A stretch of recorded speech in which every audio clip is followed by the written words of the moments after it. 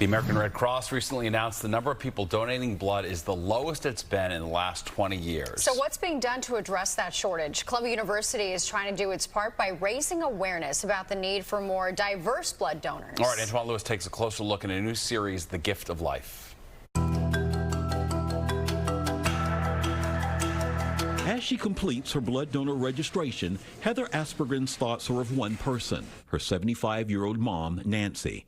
Nancy, currently waging a courageous fight against acute myeloid leukemia, or AML. I mean, she always donated blood herself, and so I was kind of raised with donating blood like as a concept of something that you do. But I think even more so, since she's been diagnosed, it's been just more like come as soon as I can. Where she goes to donate is the Forum on Columbia University's Manhattanville campus. Columbia hosts at least 5 blood drives a year across its campuses.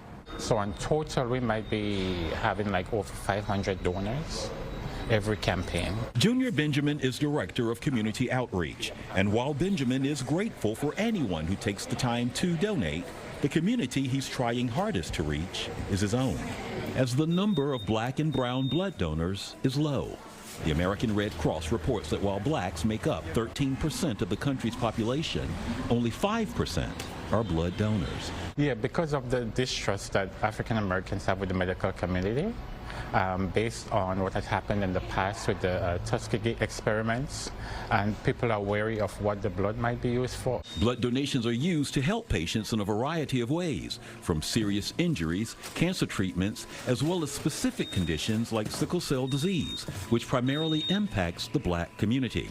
The National Institutes of Health report that 1 in every 13 black or African American babies are born with the sickle cell trait.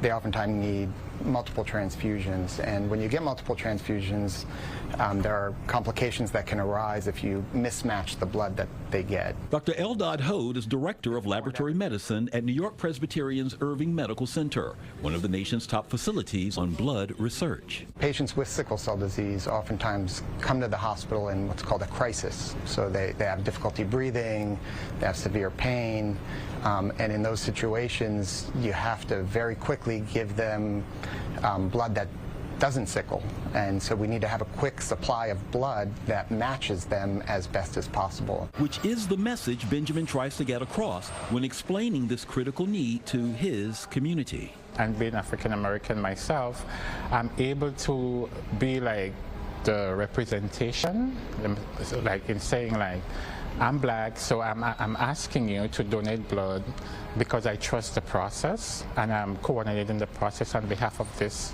institution, so you can actually trust what's happening to your blood. How is she doing?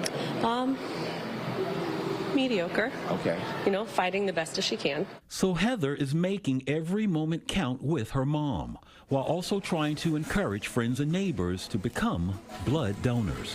Because I see that she's been impacted and she's getting blood transfusions, and we all don't always have the same blood types. And so the more people of every race that can donate, the more people that can accept it. From Manhattanville, Antoine Lewis, Fox 5 News.